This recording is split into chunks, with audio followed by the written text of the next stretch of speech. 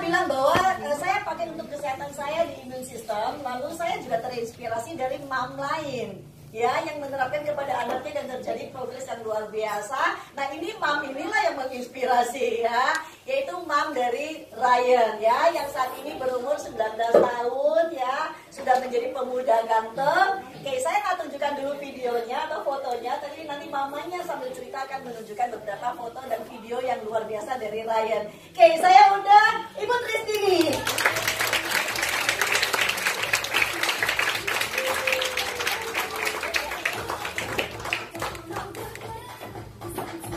Terima kasih kehadirannya. Oke, oh bisa ya. Oke, ini adalah mama dari Ryan ya, Ibu Tristini. Beliau adalah ketika anak-anaknya lahir, beliau adalah eksekutif. Seperti pada umumnya ya, beliau juga kerja ya. Dimana kita sebagai eksekutif kadang-kadang, waduh, berbagi waktu antara anak dengan pekerjaan itu yang challenge ya.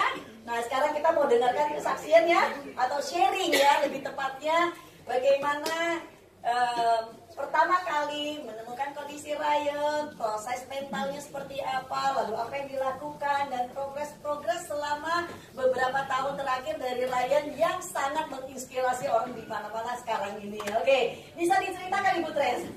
Ya, selamat siang. Selamat siang. Pertama-tama saya mengucapkan terima kasih pada Tuhan bahwa saya dikasih kesempatan untuk berbagi yang ini gitu ya. Ini nanti agak emosional, sebenarnya saya lagi deg-degan nih sekarang gitu ya, karena disuruh cerita gitu. Yang kedua adalah saya mau mengucapkan benar-benar apresiasi saya kepada para orang tua yang punya anak-anak spesial yang hadir pada hari ini, bahwa percaya aja kita semua itu adalah orang tua spesial. Kami dititipin anak-anak yang spesial. Jadi artinya karena mereka spesial maka kita dipilih untuk jadi anak orang tuanya mereka gitu. Saya percaya bahwa Tuhan ciptakan semua anak itu sempurna adanya dan tidak ada yang disia-siakan oleh Tuhan. Jadi saya belajar itu gitu selama proses saya membesarkan Ryan ya. So congratulations untuk semua orang tua yang spesial di sini. Semoga sharing saya nanti bisa berguna buat Bapak Ibu ya. Oke. Jadi saya setahun setelah menikah, saya dapat anak gitu ya, dan saya sama suami bersyukur sekali karena dapatnya anak cowok gitu, anak pertama. Terus karena masih muda ya, kan nggak ngerti gitu, jadi setelah 5 bulan Ryan lahir, saya hamil lagi gitu ya. So setahun kemudian lahirlah dedeknya perempuan gitu. Jadi pada saat dedeknya Ryan itu umur setahun, anakku yang perempuan ini udah mulai bisa ngomongnya bagus, kita ngomongnya anak bayi lah gitu, umur setahun. Sedangkan Ryan udah umur 2 tahun kan. Jadi tapi Ryan tuh nggak mau ngomong gitu. Ryan itu sibuk banget, nggak ada atensi gitu ya. Jadi dipanggil dia nggak mau nengok. Terus dia tuh termasuknya apa? Sama kipas angin yang muter-muter, sama roda yang muter-muter gitu ya. Terus saya kan sebagai orang tua saya punya insting lah. Saya bilang gini, ini something wrong gitu sama Ryan. Tapi mamiku bilang gini, sama suamiku juga bilang gini, ya anak cowok mah lama ngomongnya kan gitu ya. Ini tipikal ya. Benar nggak? Sering dengar ini kan? Ya. Karena saat itu kan tahun 99 itu belum banyak tahu tentang autism saat itu gitu ya. Terus suamiku juga bilang iyalah oke gitu ya.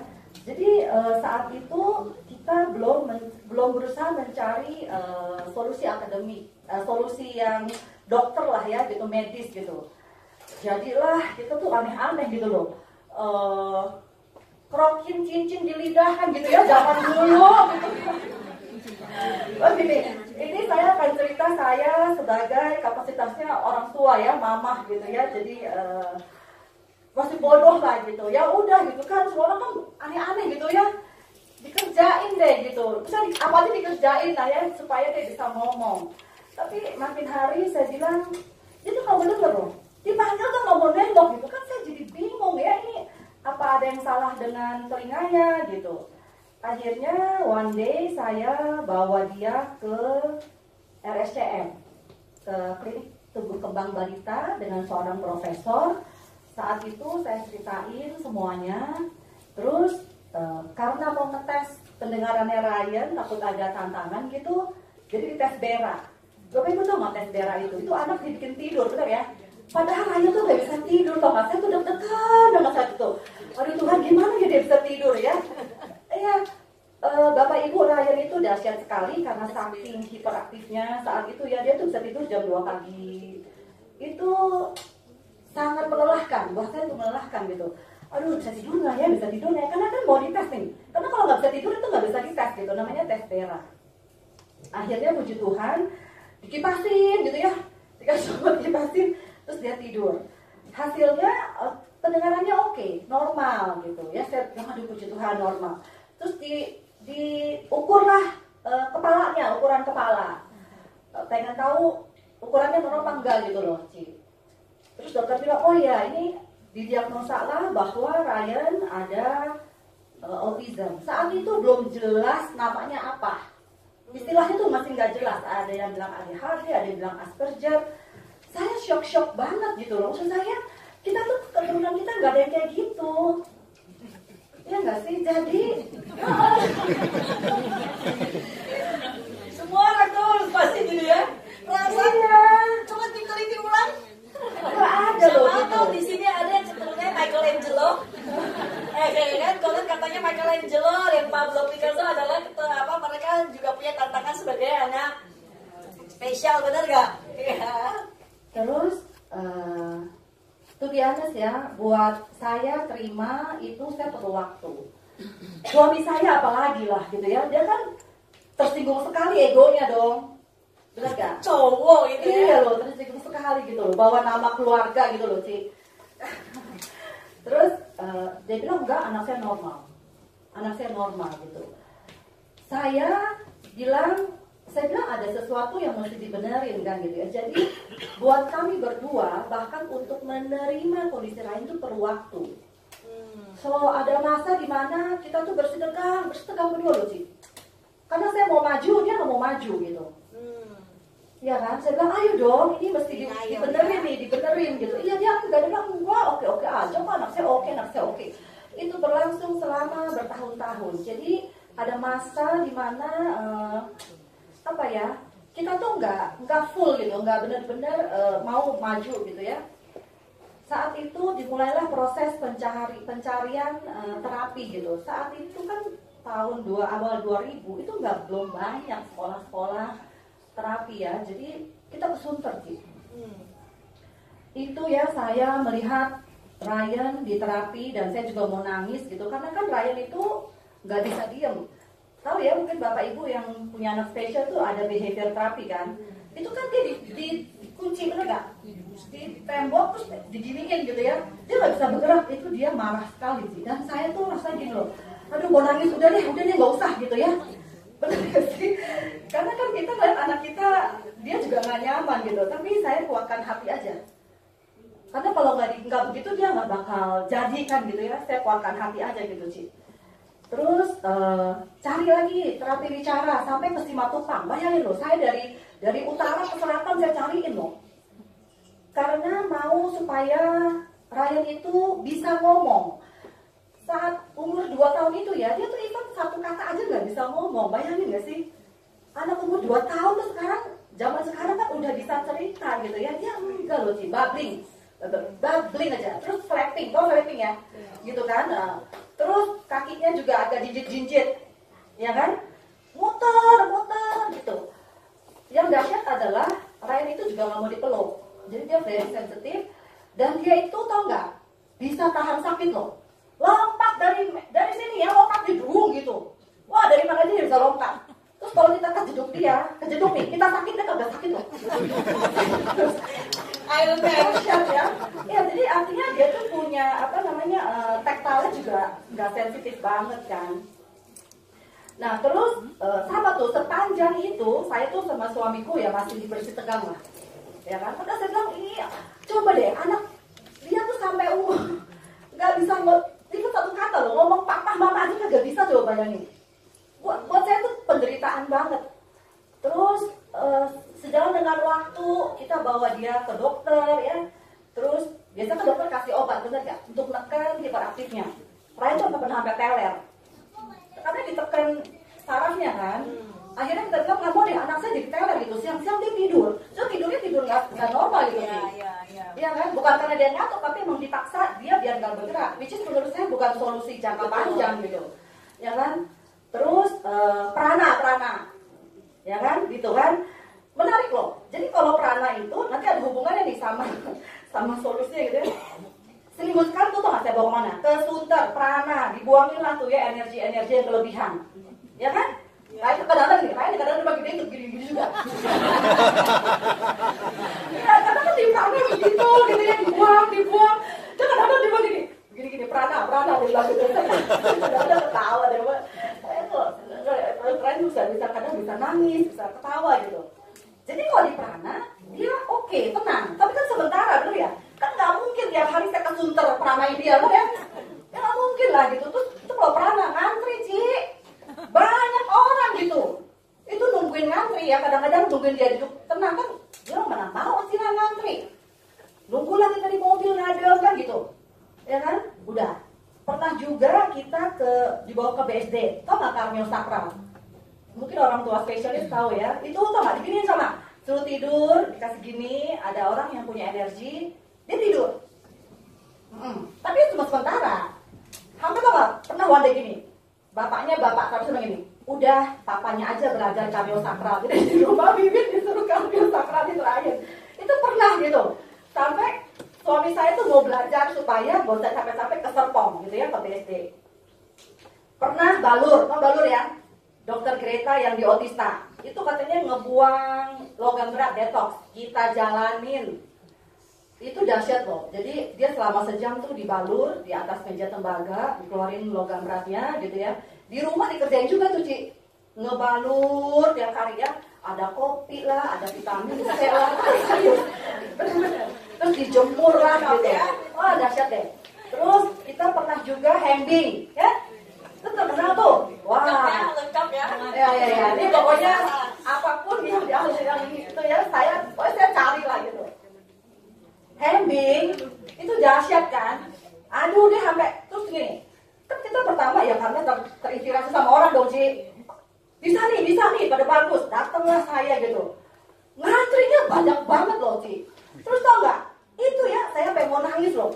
Diginiin dipaksa tidur sakit kan? Tapi dia diketepin gitu loh. Saya tuh sampai mau berontak. Suami saya marah terus itu.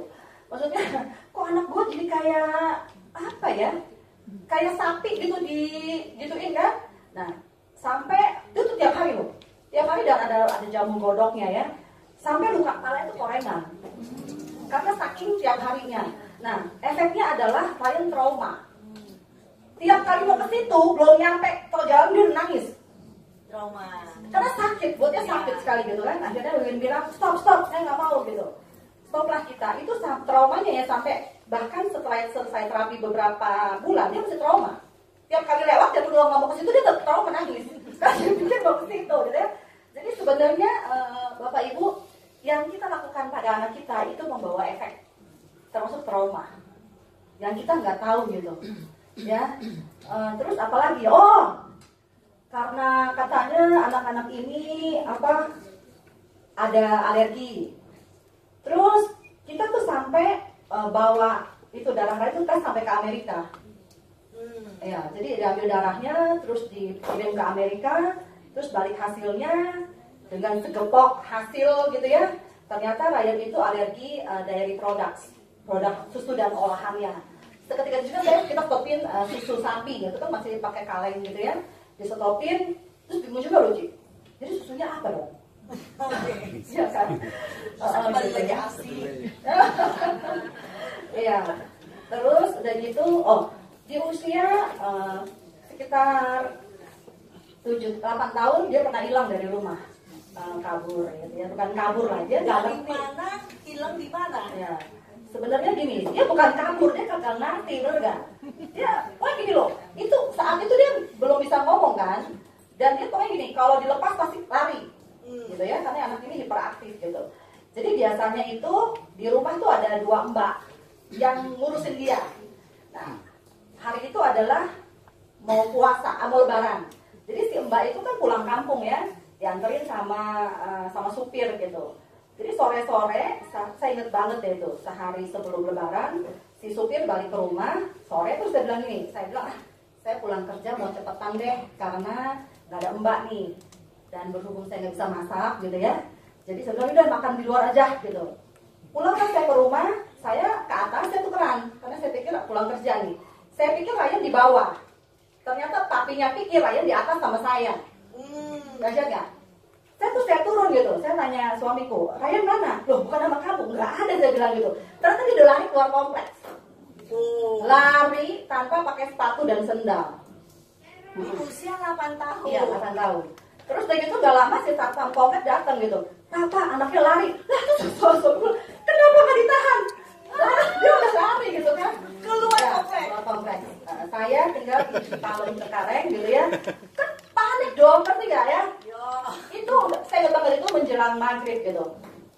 Nyarinya itu ya Ci, udah saya nggak tahu deh itu gimana gitu ya, Tuhan memang baik banget. Kita tuh sampai ke masjid-masjid jalan kita taraweh, kita tanyain. Terus di tempat saya tuh ada mall. Kita ke mall, kita bilang sama satpam, dihalo-haloin gitu ya, ada anak bilang apa enggak. Kita tuh nyari sampai dikali-kali takutnya nyemplung, karena kalian kan nggak bisa berenang. Itu benar-benar malam itu luar biasa dahsyat gitu. Sampai kurang lebih jam 11 malam, sampai kita tuh gini loh. Ini Wow, bener deh. dari maghrib sampai jam 11 belum ketemu. Belum ketemu. Akhirnya Bapak Ibu ya saat itu saya punya spiritualitas tuh masih ngaco banget kan. Dari orang pinter sih. Gitu. Si ini bilang begitu, si ini bilang begitu, ada di situ, ada di sini. Bener loh, serius deh itu, aduh. Saya udah gak tahu lagi deh ya. Ada yang bilang, ada di rumah yang warna ini gitu. Kan bingung rumah warna ini yang mana gitu kan ya. Rumahnya warna cat kuningan, cari tuh di Jakarta rumah warna. Ya gitu. Terus satu saya yakin bahwa Ryan selamat gitu ya. Gak tahu kenapa gitu, saya ada keyakinan bahwa Ryan selamat gitu. Terus sampai disiarin ke radio. Terus sampai one day, satu malam itu tiba-tiba ada satpam terima, satpam kompleks Ini dari tahu. udah lewat tengah malam nih. Enggak, mau menjelang jam 11 itu kan. Oh, oke. Jadi si satpam itu ada terima di HT-nya bilang bahwa ada anak nih ciri-cirinya kayak Ryan. Di mana? Di Pantai Indah Kapuk. Sekali. Rumah di Palem. Ini di Pantai Indah Kapuk. Ya. Jauh sekali Jadi loh. jadi kebayang ya, Jauh sekali. jauh sekali. Bapak Ibu apa namanya? Oke, darling. Mau duduk sayang? Ini sayang. Betul. Ah, Mau coba? ikut nyanyi ya kalau Iya. mau. Duduk sayang. Yuk sini sayang. Mamanya nanti belajar dulu ya. Mamanya mau ikut belajar. Ya, oke. Gak apa-apa, gak apa-apa. Gak apa-apa. Gak apa-apa. Iya, gak apa-apa. Oke. Terus udah gitu, jadi kebayang ya dia tuh ngelewatin jalanan, ngelewatin pinggir kali. Saya juga nggak ngerti gimana caranya sampai akhirnya kita susulin, nyampe lah kita di lokasi gitu ya. Di lokasi tuh nggak? Terus gini, dibilang gitu kan, ada di pos polisi sini gitu di Senda ya. Sampai situ Ryan udah nggak ada. Dia bilang gitu, udah dibawa ke dekat dengan Pluit, tapi polsek atau apalah gitu ya, samping Atma Jaya. Ke sana, tau gak ya? Itu rombongan kesana lagi rame loh ya. Tau gak, kakak saya tuh dari Bekasi datang, malam itu rumah saya rame sekali. Rame sekali karena orang banyak mau bantuin kan, tapi gak tau mau bantuin caranya gimana gitu, jadi pada rame deh gitu ya. Jadi sampailah kita ke, bukan saya, suamiku sama brother saya, sama teman-temannya gitu ya. Sampai di sana, saya duduk dengan sangat tenang. Gitu. Dia tidak merasa dia hilang, ngerti nggak? Tenang aja gitu. Terus dari itu karena dia tidak bisa berinteraksi, jadi ketemu papinya pun dia tenang aja.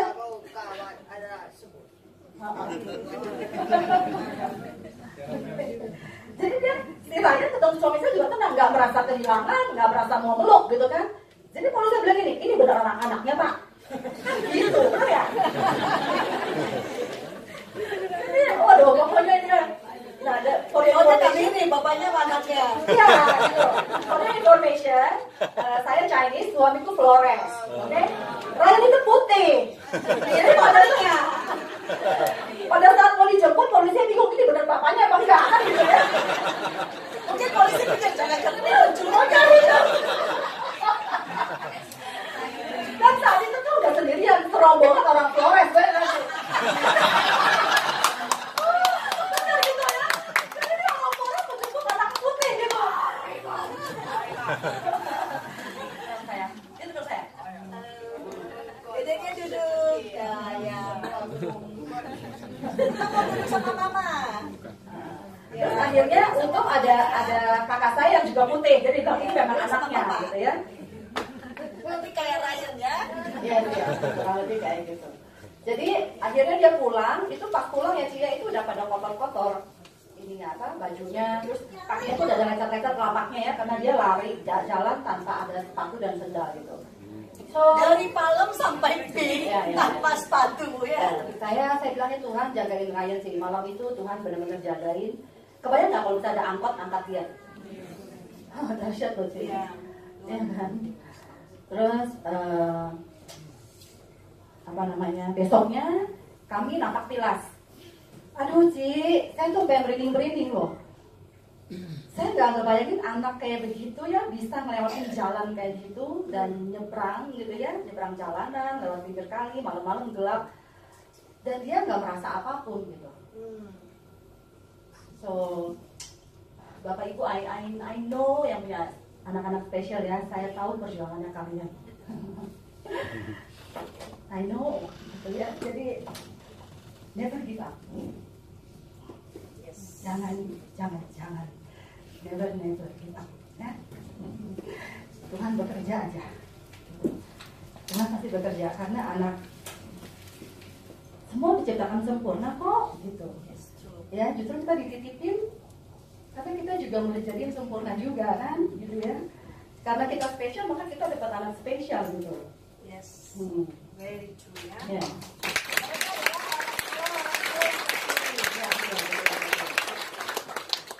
Terus setahun kemudian kita tahu Glendoman ya, mungkin anak berapa tahu Glendoman. Jadi entah gimana saya tuh dikasih tahu bahwa ada teman di kantor dia bilang coba deh Glendoman gitu. Saya baca bukunya. Ternyata menurut buku itu anak-anak seperti Ryan yang spesial itu ada anak-anak yang punya brain injury. Jadi brainnya luka sih. Bukan brain damage ya, jadi jangan salah gitu ya. Orang stroke juga brain injury, gitu. Orang Alzheimer juga brain injury. Pokoknya penyakit yang kena ke otak namanya adalah brain injury ya, ada luka di kepala gitu. So saya pengen tahu sama Wiwin gitu ya, suamiku. So kita ikut sekolahannya, so kita ikut workshopnya waktu seminggu di Singapura tanpa bawa anak. Jadi Ryannya nggak dibawa, justru kita orang tua berdua yang belajar tentang otak anak. Saat itu saya baru paham bagaimana otak anak itu bertumbuh dan berkembang, ya. Dan mereka gitu loh. Saya tuh sebelum pergi ya, kita nggak ditanyain loh sih. Maksudnya kita boleh bisa apa enggak tuh mereka tentuin gitu. Jadi dari Amerika kita teleponin, ditanya bisa nggak bahasa Inggris. Gitu. Jadi kalau nggak bisa bahasa Inggris nggak boleh ikut karena seminggu itu kan bahasa Inggris semua, gitu ya. Terus dari itu pas sudah nyampe ditanya ini sejarahnya saya dari saya masih gadis sampai saya melahirkan tuh gimana gitu. Saya pernah kecelakaan nggak segala macam. Itu tiap hari pelajarannya ada PR-nya sih. Jadi udah belajar seharian ya pulang itu ke hotel ada PR gitu ditanyain tentang perkembangannya Ryan. Ryan bisa begini nggak? Karena ternyata kalau begini tuh adalah cikal bakal anak-anak nulis. Ya, kalau anak-anak nggak bisa begitu, maksudnya nggak bisa nulis. Coba kayak gini. Coba. Ini ada nggak bisa nggak? Benar gitu ya. Jadi itu adalah motorik halus gitu. Itu apa perabaan. Dia bisa merasain nggak gitu ya halus. kasar. Bisa rasain nggak antara panas, hangat, suam-suam kuku sama normal sama dingin. Ya kan, kita kan kalau normal bisa, anak-anak itu bisa jadi nggak bisa rasain sih gitu. Dia nggak bisa rasain antara tajam, halus, kasar. Nah, itu tuh saya ditanyain gitu. Jadi saya juga mikir gitu ya lama. Gila ya, anak gue udah umur segini saya juga lupa gitu. Nah, ternyata ini sedikit berbagi ya Bapak Ibu. Orang-orang normal itu karena si Bapak Glenn Doman ini dia adalah fisioterapis. Dia selama setengah abad dia meneliti tentang perkembangan otak anak dari seluruh dunia, dari ujung ke ujung, dari Antartika sampai Arktik gitu, dari ini dari mana gitu ya. Ternyata semuanya sama gini. Manusia itu kan lahir semuanya celentang. Ya. Kemudian setelah beberapa bulan kita mulai tengkurap ya, gitu ya. Nah, setelah tengkurap itu harus merayap pakai perut. Harus tuh. Setelah merayap baru merangkak. Oke. Setelah merangkak baru mulai belajar duduk, berdiri dan jalan. Itu semua harus dilalui. Dan harus ada artinya tuh iya, ya. jadi sebenarnya memang manusia itu begitu. Itu adalah ciri-ciri perkembangan otak. Nah, jadi kalau misalnya ada anak kita yang kelewatan atau misalnya cuma sebentar, merayapnya bentar langsung tiba-tiba dia merangkak, ada nggak? Ada. Kadang-kadang bahkan ada orang tua yang Mau cepet. bukan, malah dia bisa gini, merasa sangat bangga bahwa anak Iya. nggak pakai ini udah langsung bisa jalan loh, ada kan? Saya pernah ketemu orang tua yang anaknya berasa bahwa anaknya sepertinya hebat sekali karena melompati proses jadi seolah-olah sangat cepat gitu. Padahal itu justru malah nggak boleh ya. Jadi saya baru tahu bahwa Ryan itu nggak melewati fase merayap, gitu ya. Nah terus juga dia bilang gitu. Sebenarnya yang benar memang orang-orang zaman dulu, di mana tuh anak-anak kalau lahir ditaruhnya di tanah aja. Maksudnya dikasih karpet gitu ya, biar aja mereka bergerak gitu. Karena melatih mereka untuk merayap itu semua otak kiri otak kanan. Penting sekali melatih otak kiri otak kanan anak-anak dari kecil ya, satu itu. Yang kedua adalah dulu kan zaman dulu tuh masih gitu kan sih, didudukin di kursi roda itu loh. Ya enggak? Itu nggak boleh tuh, karena anak itu walker ya? Ya walker ya, kan masih ada nggak sih? Oh masih ada ya, aduh please deh, jangan deh ya. Itu bukan cara belajar yang benar gitu ya. Jadi biarkan aja mereka berkembang dengan normal. Mereka mesti berjalan, ajarin berjalan. Jangan dikasih di baby walker, itu nggak benar. Buat otak itu nggak bagus. Makanya no wonder sekarang banyak sekali anak-anak yang even hiperaktif, ada nggak? Itu sebenarnya mesti pikir lagi deh. Apakah ada step yang dia lewatin, ya? Atau yang tadi gitu. Jadi setelah tahu bahwa Ryan ada fase yang terlewat, jadi gini, saat itu Ryan usianya sekitar hampir 7 tahun ya. Jadi kita tuh dites semuanya loh, dites. Tahu nggak yang bikin saya shock sih? Semua hasil tes Ryan, biarpun secara biologis usianya 7 tahun saat itu dia punya perkembangan otak dari hal mata, karena dari hal kupingnya dia tuh sangat sensitif, dia bisa tutup kuping ini sih. Dia nggak betah banget deh, dia sensitif sama suara gitu ya. Terus kalau itu kan mata pasti nggak kontak, bener nggak? Nggak kontak mata dia. Terus dia kalau lihat sama nih, dia kalau lihat orang begini nih. Ryan lihat, dia tuh begini, tuh kan aneh bukan begini gitu. Kalau dia pertama nggak mau kontak, terus udah kontak dia begini, berarti kan ada matanya. Terus tekstilnya nggak jalan gitu ya, meraih kasarnya juga nggak bagus, ini nggak bagus, halusnya nggak bagus. Semua tes itu Ryan itu usianya maksimal usia otak hanya 2 tahun. Wow. Saya shock banget sih. Berarti secara fisik 7 tahun, tapi perkembangan di sini 2 tahun. Untuk sebagai orang tua pasti ini tentu satu kondisi yang ya, bahkan ada beberapa yang dia di bawah setahun gitu. Jadi itu beda-beda ya. Terus akhirnya kita kan PR dong. Pulang ke rumah kita tuh mesti terapi anak kita sendiri gitu ya. Jadi saya cuti lah dari kantor gitu. Saya balikin, Ryan harus merangkak. Rumah saya nggak gede-gede amat sih. Jadi kita bikin trayek tuh. Dari ruang depan sampai ke ruang tamu, sampai ke ruang makan, sampai ke dapur, muter lagi. Merayap. Umur udah 8 tahun gitu ya. Kan anak itu nggak mau, bener nggak? Udah bisa lari gitu loh. sudah bisa lari, sekarang suruh dia berayap. Kan? Jadilah akhirnya Aktif pula. iya benar sih, dan anak-anak itu kan dia tahu lah maminya sayang nih, jadi punya banyak akal buat ngakalin maminya. Saya nggak mau ke orang akal dan bilang ini, saya ikut. Jadi saat itu saya ambil cuti 2 minggu, seminggu buat belajar di Singapura, seminggu buat terapiin Ryan plus ngajarin mbaknya. Karena kan mbaknya mesti lanjutin dong setelah saya kerja kan gitu ya. Belilah saya itu deker. Bener kan, saya ikutan gitu ya. Tahu nggak itu selama seminggu itu sampai kulit itu saya hitam loh. Kayak tentara kan gitu, saya ikut merayap gitu ya. Ryan ikutin, dia kan nggak ngerti cara merayap. Gitu, diajarin cara merayap pakai perut, itu susah loh merayap pakai perut. Coba deh Bapak Ibu di rumah coba ya. Coba diimajinasi. Ada ya, Imajinasi merayap ya. Ada. Saya merasa ini sesuatu yang susah loh benar. Iya benar susah loh, merayap begitu kan. Benar loh, ini pasti susah Kaki, sekali. gitu ya, gitu kan mesti silang begitu kan gitu ya. Kalau merangkak mah gampang, cepet ya. Merayap loh, berat deh. Bener kan gitu. Nah, kita aja berat, pergi dia gitu dia. Lah dia kan pintar gitu, entah alasan nih. Mau pipis kan gitu kan, kok bisa dia bilang mau kencing gitu. Saya diemin aja, kelarin. Saya kok, karena gini anak ini masih dididik bener nggak? Kalau enggak, nanti dia besok excuse aja gitu loh. Dia diam di tengah-tengah trayek.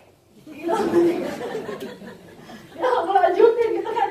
Saya rasa kesian juga aduh anak gue gitu ya. Tapi kan saya bilang ini mesti dilewatin kan gitu sih. Sampai akhirnya one day, ya sampai sehari itu pernah akhirnya dicapailah target sehari merayap 2000-an meter. 2000 meter. Ya, terus merangkak 3000-an. Merangkak juga sih. Merangkak. Terus itu ada juga satu pola namanya patterning itu khusus bendoman tuh. Jadi meja makan sih kita beresin ya. Setelah itu tidur di atas itu kita gerakin palanya kiri kanan. Ya. Supaya dia tahu gitu kan. Itu gerakin 3 orang sih, kita juga pegel gitu gerakin dia. Serius. Jadi makanya kenapa meskipun ada 2 mbak kan gitu ya. Semua di timing. Terus kita kirim laporannya ke Amerika. Nah, terus menurut Glenn Dolman juga bahwa ini injury terjadi karena kurang oksigen di kepala, makanya kan ada terapi oksigen ya. Jadilah saya itu pakai masker. Pasti itu dahsyat loh gini. Ini apa yang saya cerita agak panjang ya, supaya tahu bahwa memang itu nggak pengetahuan seperti ini. Ya, bisa Ini dipakai. pengetahuan yang tidak hanya dibutuhkan kepada spesial spesial ya. Menurut saya apa yang diceritakan ini sebenarnya sangat bagus untuk anak yang manapun. Ya.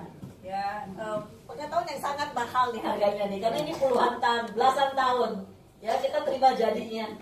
Iya betul. Jadi gitu, sangat penting tuh oksigen lari ke otak untuk siapapun, terutama untuk anak-anak ini. Jadi gini loh Ci, kita tuh namanya masking. Nah untuk bisa dapat, untuk boleh masking di rumah, jadi cuma itu sih bikin apa sih namanya plastik biasa loh, plastik yang buat gula kiloan itu dibolongin sih, kita pasang begini gitu ya. Tapi untuk bisa lakuin itu mesti diizinin dari Amerika. Tahu syaratnya apa?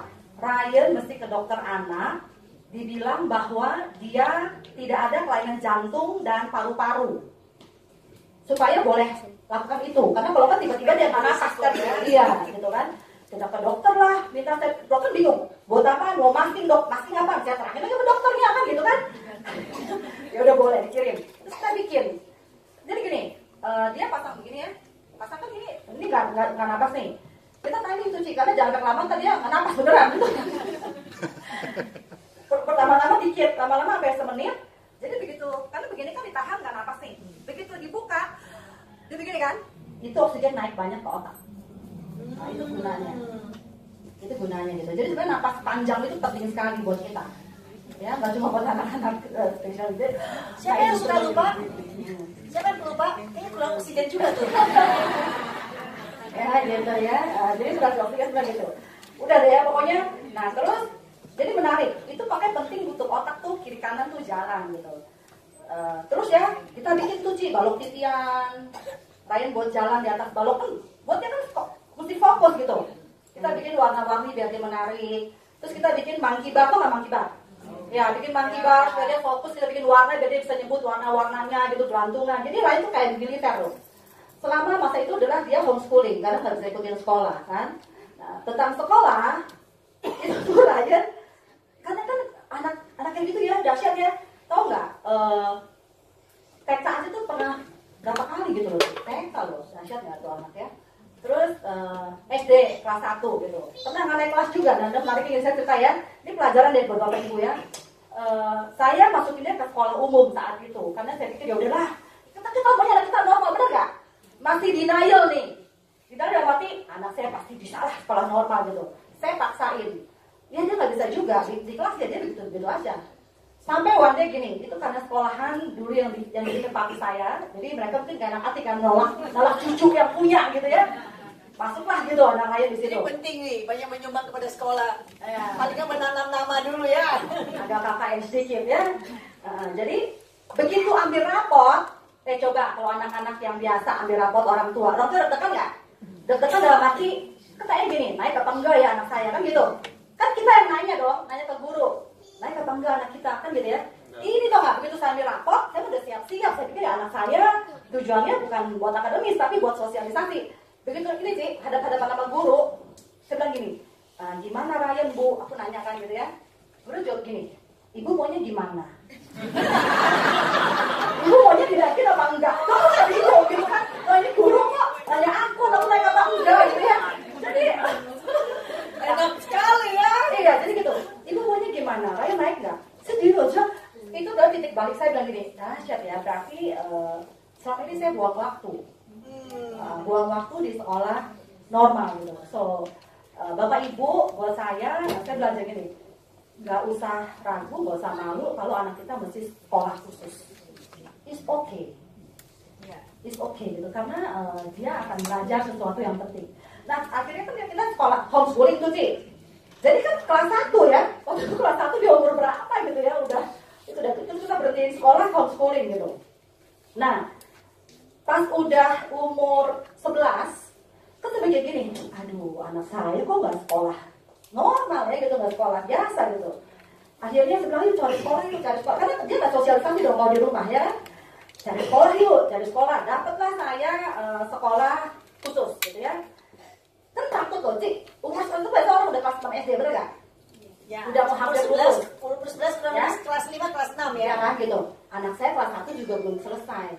Oke. Kan takut nih, aduh anak gue diterima nggak ya? Kan kalau sekolah biasa ada faktor umur kan. Ya. Kadang-kadang kalau ketuaan ditolak, bener ya? Saya nggak berani, aduh anak saya bisa masuk nggak ya gitu kan. Kan kalau sekolah umur pasti nggak bisa diterima. Balik ke kelas 1, ya nggak mungkin lah umur segitu. Temenannya anak-anak kecil, anaknya udah gede banget kan gitu ya. Akhirnya saya ke sekolah itu, terus dites sih 2 hari loh. Lagi dites, ada psikolog, ada akademis, ada segala macam. Udah deh ya, saya pasrah juga deh, gitu ya. Setelah 2 minggu keluarlah hasilnya. Tau nggak? Kan dia nggak lulus kelas 1. Di situ dia naik kelas 3. Wah, saya seneng banget gitu ya. Anak saya kelas 3 gitu. Nah, terus akhirnya saya jalanin. Jadi ada nggak progresnya? Yes, ada, tapi sangat lambat. Jadi Ryan masih belum bisa ngomong, belum bisa bikin kalimat gitu, belum bisa komunikasi. Sampai one day di tahun 2012, saya dengarlah ada Food for the Cell. Karena saya belajar, akhirnya saya tahu bahwa prakteknya di sini ya kan. Jadi saya bilang gini, oh berarti Ryan sel otaknya mesti dikasih makan. Ya enggak? Biar sel otaknya jadi sehat, jadi bertumbuh lagi gitu. Saya nggak macam-macam Cik. Saya cari tuh Food for the Cell. Saat itu belum ada di Indonesia, adanya di Malaysia. Saya pergilah ke Malaysia. Saya beli cukup banyak gitu ya. Terus saya bawa pulang. Tuh biasa Bapak Ibu, saat itu saya tidak berharap banyak. Kenapa? Karena saya udah coba segala macam tadi kan. Benar nggak? Jadi saya bilang ya udahlah, cincailah, beli aja lah gitu ya. Kita bisa kita beli gitu. Karena buat anak. Jadi saya pun kasih makan Ryan tanpa ekspektasi bahwa akan cepat. Oke. Akan cepat. Dahsyatnya Ci, setelah 6 minggu minum Food for the Cell itu ya, setelah itu adalah minuman aja gitu. Dia bisa bikin kalimat panjang pertama kali dalam hidup. Wow. For me is a blessing gitu. Beneran loh, ternyata selama ini dia itu masuk tapi nggak keluar.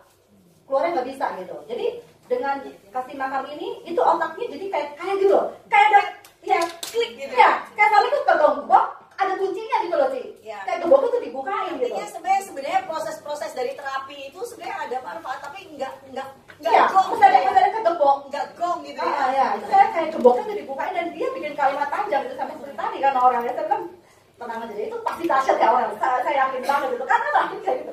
Bikin kalimat panjang, saya bilang sampai nangis, saya bilang aduh puji Tuhan gitu ya. Saya bersyukur banget. Nah, mulailah dia mulai bisa bikin kalimat, udah mulai paham, udah bisa ngerti gitu ya. Nah, tapi dahsyatnya adalah tetap nggak bisa tenang.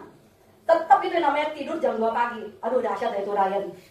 Kita tuh terlatih belasan tahun tidur jam 2 pagi, kebayang nggak? Gini ya, kita nih di tempat tidur nih. Ryan bobo. Semenit juga ya, lompat lagi sih untuk di kamar.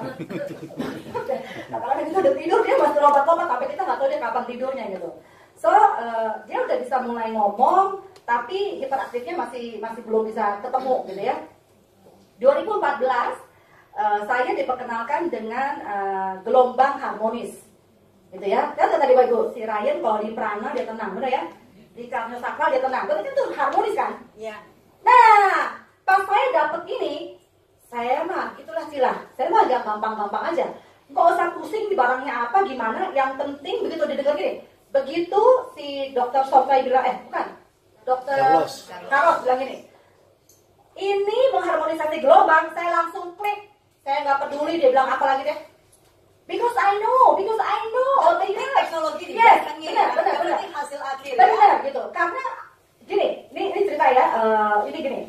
Kayak kita ini sebenarnya gini loh. Mesti begini. Secara gelombang tuh mesti harmonis nih. Badan kita tuh mesti begini. Baru kita tuh bisa begini tenang. Nah, Ryan tuh begini. Keluar. Bukannya dia nggak mau, dia nggak bisa gitu kan. Jadi karena saya tahu gelombang yang nggak harmonis, dia hanya bisa tenang di lingkungan yang harmonis. Saya langsung beli saat itu juga. Oke. Saya langsung beli. Apa yang dilakukan? Nah kan gini, ini sama ya untuk kita pasti.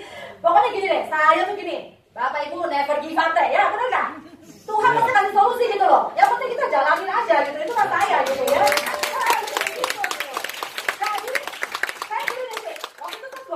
Saya bilang, saya mau coba dulu deh gitu ya. Iya kan, ini kan kaca, apaan sih gitu. Dan tadi gini, Bapak Ibu saya tuh orang IT, jadi saya pertamanya agak skeptis, agak pesimis. Jadi saya bisa ngerti juga kalau awalnya Bapak Ibu gitu, tenang aja, pakai aja, penting pakai aja deh, bener ya? Yang penting terapi ya, Iya. harmonis. Jadi kan gitu ya, kayaknya tuh masih tidurnya tuh jam 2, jam 3, bener kan? Saya bawa pulang satu, terus saya gini dong, maaf gitu ya, saya terapin begini di kepalanya, beneran, 15 menit dia tidur. Saya bingung dong. Tidur sih malam itu salah. Ini malam gitu kan. Iya, terus kan gini. Keren juga saya bilang gitu ya. Nah, karena masih nggak paham sih, beneran loh. Besoknya tuh perangkat saya botakin. Karena dia udah tambah nempel. Dia tambah nempel gitu kan. Jadilah mulai malam itu kerjaan kita adalah menterapi Ryan di kepala sama di sepanjang tulang punggung. Karena saya belajar itu banyak penyumbatan, anak-anak itu banyak penyumbatan energi di tulang punggung. Dia dari tulang ekor, saya terapiin gitu sampai tulang kepala sampai itu ya.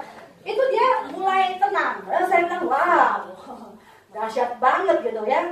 Terus saat itu Ryan mulai bisa tenang. Dan saat dia mulai bisa tenang, terus mulailah dia bisa belajar, benar nggak? Akhirnya sesudah itu tidurnya udah nggak jam 2 lagi. Sekarang setengah 10 dia masuk kamar. Wow. Masuk kamar, kita doa, terus dia tidur ya dia tenang aja. Jadi nggak lagi istilahnya begitu ya. Karena sebenarnya kan tidur itu adalah bagian sangat penting dari pertumbuhan, terutama anak-anak, benar nggak? Banyak kan kalau dia tidurnya jam 2, bangunnya pagi untuk sekolah, basically dia tak tidur banyak, bagaimana dengan proses pertumbuhannya ya? Benar. Nah terus saya dan yang pastinya orang tuanya juga nggak bisa tidur. Emang benar. Aduh dahsyat banget ya tuh Ryan ya. Jadi terus saya paham bahwa mesti kuantum. Akhirnya sekarang Ryan dipasang kuantum. Terus Ryan juga selalu pakai alpha spin di badan ya, karena saya mau supaya karena sama di rumah juga ada wifi. Iya oke. Ya kan? Dan dia juga dulunya hobi banget tuh namanya YouTube. Dahsyat nggak? Anak-anak sekarang kan gitu ya. Dulu saya nggak paham sih. Kasih aja penting dia tenang. Ya, padahal very typical dengan orang tua zaman sekarang. Ya gitu ya. Jadi selalu pakai itu, nggak pernah lepas. Gitu sekolah pun pakai. yang namanya food for the cell, ya makan minum terus gitu ya. Sekarang oke banget ya, oke banget dia bisa nyanyi dengan komplit, bisa main piano, bisa main drum gitu ya. Terakhir kan lagi mulai bulu tangkis sih. Jadi padahal di bukit tangkis bulu tangkis susah bener ya? Dia bisa loh. Gitu, mbaknya malah nggak bisa. Mbaknya besar pakai tangkis. Benar juga ya. Jadi saya harus diterapi. Ya, saya bersyukur sekali lah bahwa lewat natural health saya ketemu solusinya.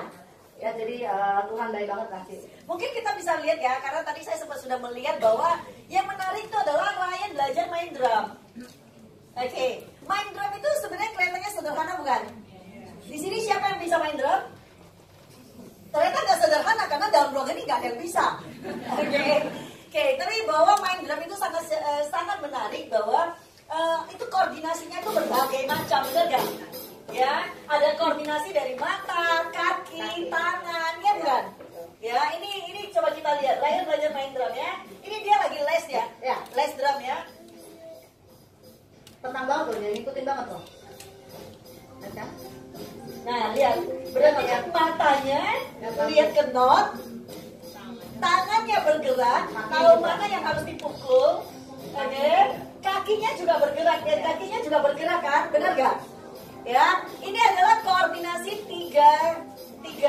Dan ini luar biasa ya. Ada juga Ryan ada piano ya, piano juga sama seperti Aurel tadi, bahwa Ryan juga ada nih, Ryan juga nyanyi ya. Ryan ini kalau lagu, kalau bisa cari notnya, tapi cari sendiri.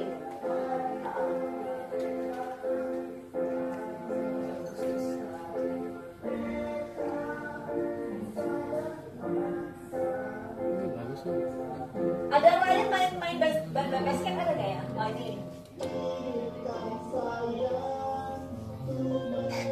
Bagus ya, kata-katanya jelas banget ya.